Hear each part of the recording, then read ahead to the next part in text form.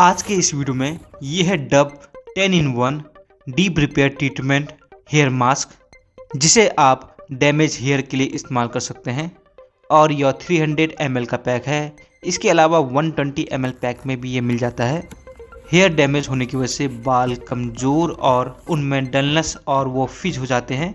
इसके लिए 8% bio protein fusion के साथ आता है, तो यह बायो प्रोटीन केयर के साथ आता है और यह आपको 10 ट्रांसफॉर्मेटिव बेनिफिट्स देता है। इस तरह यह 10 in 1 डीप रिपेयर ट्रीटमेंट के साथ आता है। इसको यूज़ करने के लिए आप इसको शैम्पू के बाद बालों में 5 मिनट तक लगा के रख सकते हैं और फिर धो लीजिए। तो इसके कुछ लिंक्स इस वीडियो में दिए गए हैं, आप वहां से इसे चेकआउट कर सकते हैं। अंत में इस वीडियो को देखने के लिए आप सभी का बहुत बहुत धन्यवाद। मिलते हैं आपसे अगले वीडियो में।